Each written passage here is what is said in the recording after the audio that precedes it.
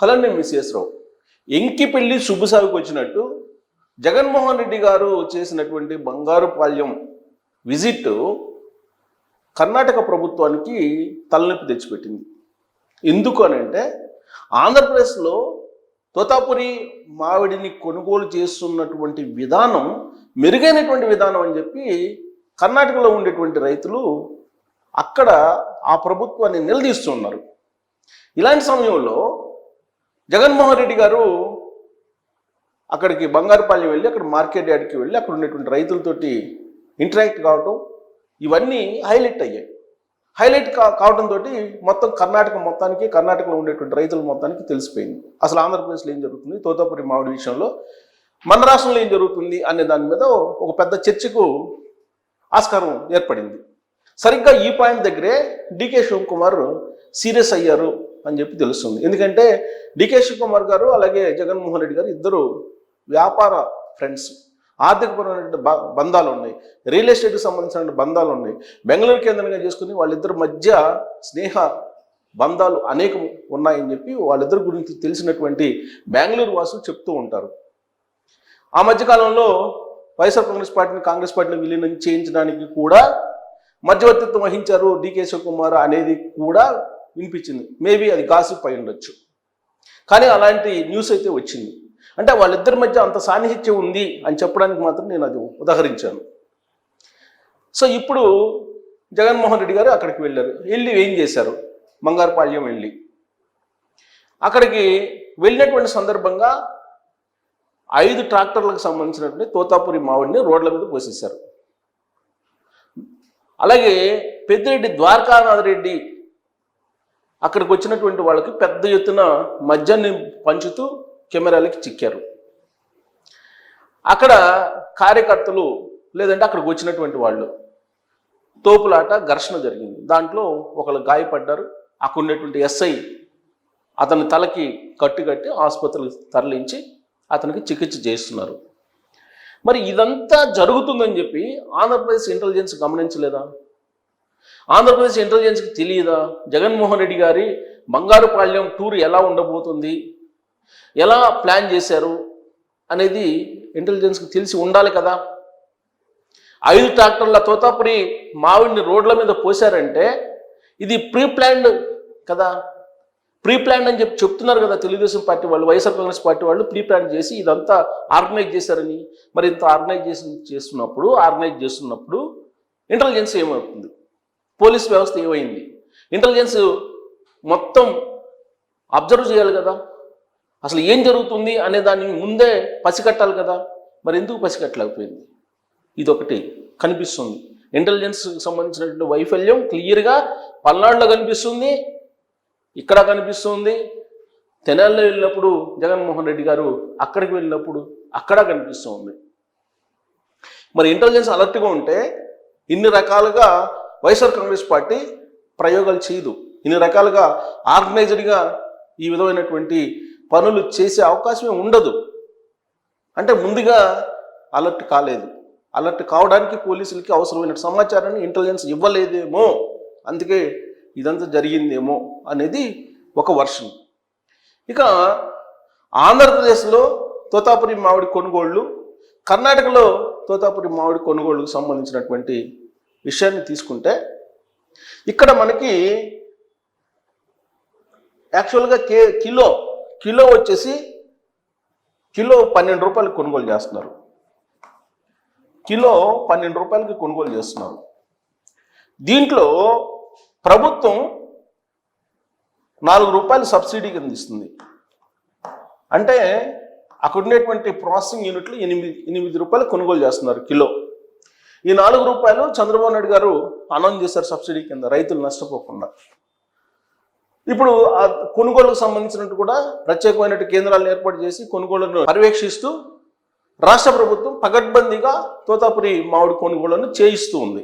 అయితే ఇప్పుడు జగన్మోహన్ రెడ్డి గారు వెళ్ళారు. జగన్మోహన్ రెడ్డి గారు ఏమంటారు, కేంద్రం కొనుగోలు చేస్తుంది, కర్ణాటకలో కేంద్రం చేత కొనుగోలు చేపిస్తున్నారు అక్కడ ఉండేటువంటి రాష్ట్ర ప్రభుత్వం, మరి ఇక్కడ ఆంధ్రప్రదేశ్లో ఎందుకు ఆ విధంగా చేయట్లేదు అని చెప్పి ఆయన ప్రశ్నిస్తూ ఉన్నారు.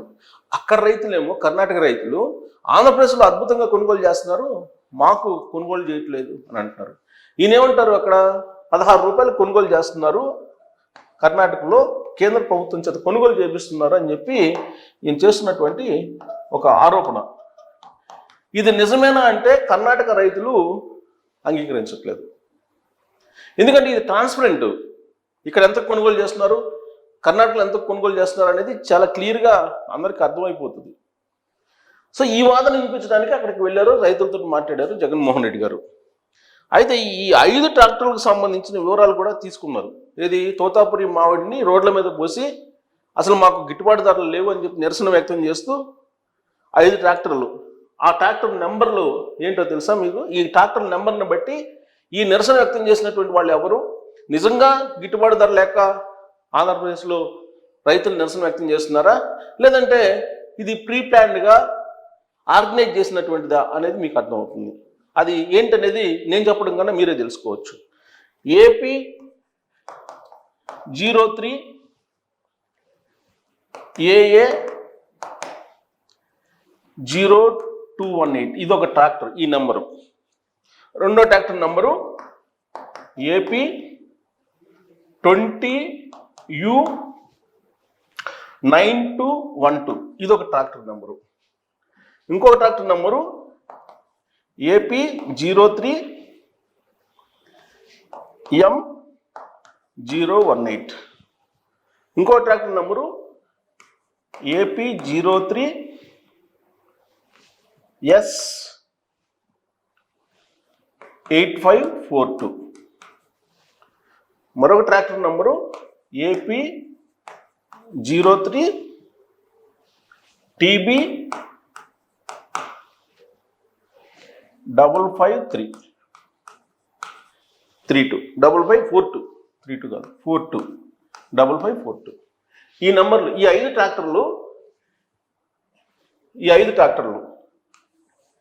ట్రాక్టర్లు మామిడి పళ్ళను తీసుకొచ్చి రోడ్ల మీద పోసే.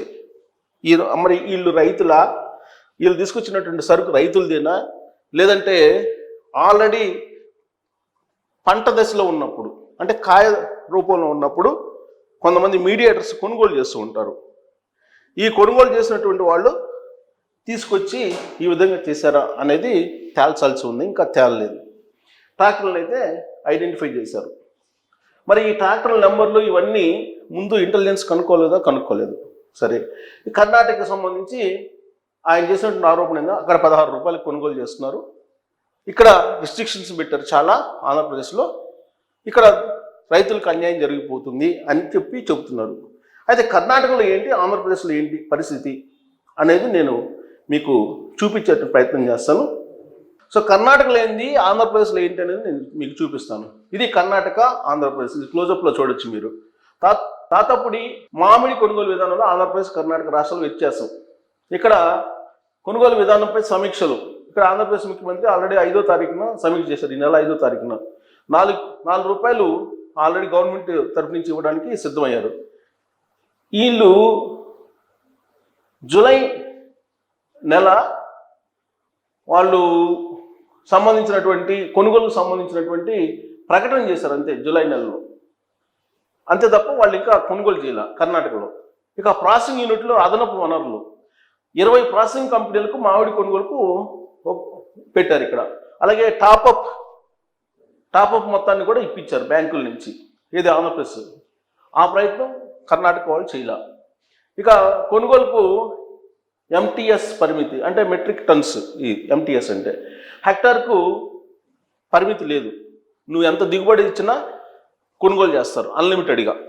ఇక్కడ హెక్టార్కి 5 టన్నులు పరిమితి పెట్టారు. 5 టన్నుల కన్నా ఎక్కువ పండిస్తే అది కొనరు వాళ్ళు, గవర్నమెంట్ అక్కడ కర్ణాటకలో. ఇక విస్తీర్ణం సబ్సిడీపై పరిమితి. రైతుల విస్తీర్ణం మీద పరిమితి లేదు ఆంధ్రప్రదేశ్లో. ఇది ఏపీ, అదేమో కర్ణాటక. ఇది ఏపీ, ఇదేమో కర్ణాటక.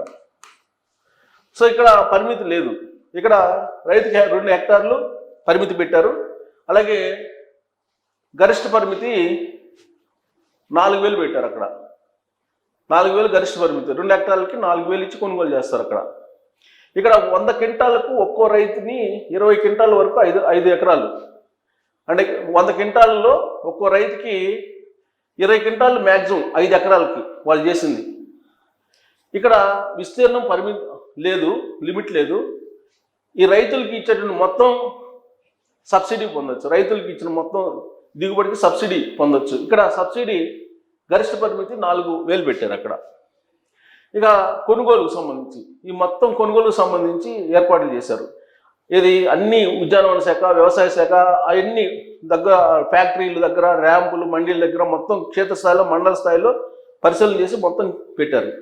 అక్కడ కేవలం వ్యవసాయ మార్కెట్కి అప్పు చెప్పారు. సబ్ యార్డులు, డైరెక్ట్ కొనుగోలు కేంద్రాలు, అప్రూవ్డ్ కొనుగోలు కేంద్రాలు, అప్రూవ్డ్ మామిడి ప్రాసెసింగ్ యూనిట్ల ద్వారా కొనుగోలు చేస్తున్నారు అక్కడ. ఇక్కడ జిల్లాల వారీగా ఉద్యానవన శాఖ అన్ని పెట్టి చేస్తున్నారు. కౌలు రైతులకి అక్కడ చేతులు ఎత్తేసింది కర్ణాటక గవర్నమెంట్. ఇక్కడ ఏం చేస్తున్నారు, ఈ పంటలో నమోదైనటువంటి అందరు రైతులు పండించినటువంటి పంటను కొనుగోలు చేస్తున్నారు. అందరికీ ₹4 సబ్సిడీ వర్తింపజేస్తున్నారు.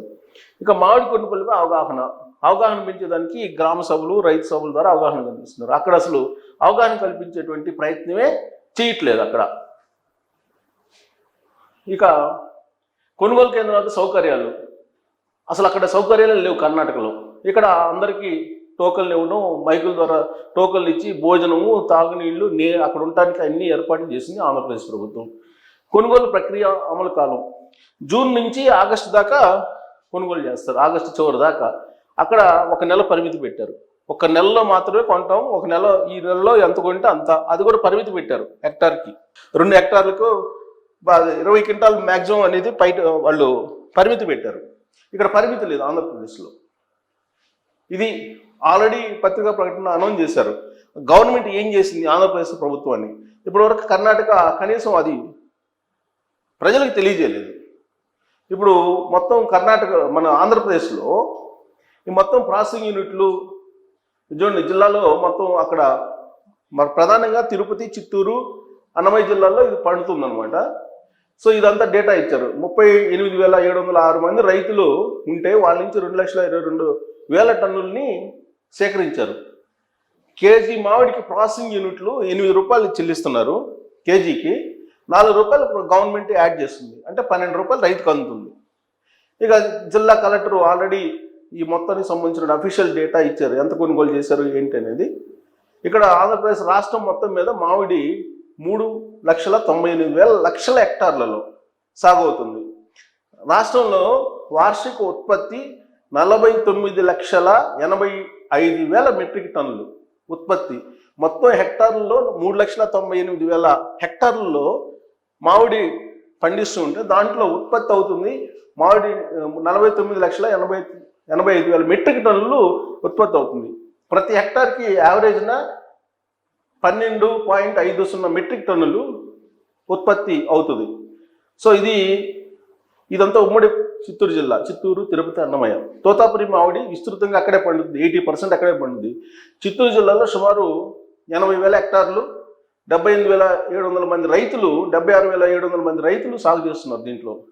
ఈ తోతాపురి మామిడి ఉత్పత్తి మొత్తం కూడా అక్కడ 80% ఉందన్నమాట.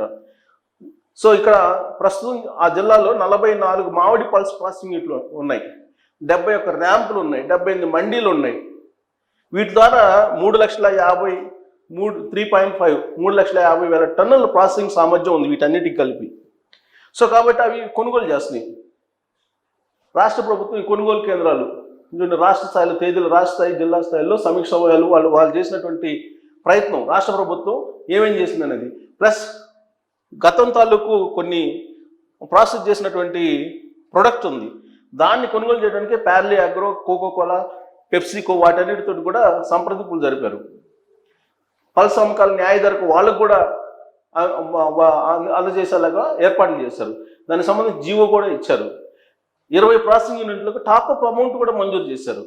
సో ఇవన్నీ చూసిన తర్వాత కేంద్ర ప్రభుత్వం నుంచి ప్రతిపాదన కూడా పంపారు. ఏమని 130 కోట్లకు మార్కెట్ ఇంటర్వెన్షన్ స్కీమ్ కింద కేంద్రం సహాయం చేయాలని కూడా రాష్ట్ర ప్రభుత్వం అడిగింది.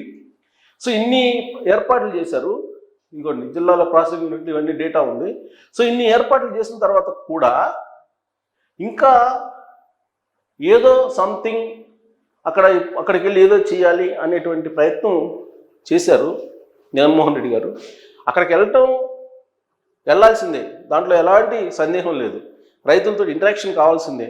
కాకపోతే అక్కడికి వెళ్ళిన సందర్భంగా జరిగినటువంటి కొన్ని కార్యక్రమాలు అవి కొంచెం అభ్యంతరకరంగా ఉన్నాయి. ప్లస్ కర్ణాటక ప్రభుత్వాన్ని ఇబ్బంది పెట్టేలా జగన్మోహన్ రెడ్డి గారి టూర్ ఉందని చెప్పి కర్ణాటక ప్రభుత్వం ప్రత్యేకించి డికే శివకుమార్ గారు అబ్జర్వ్ చేసి దీని గురించి ప్రస్తావించారని కూడా తెలుస్తుంది.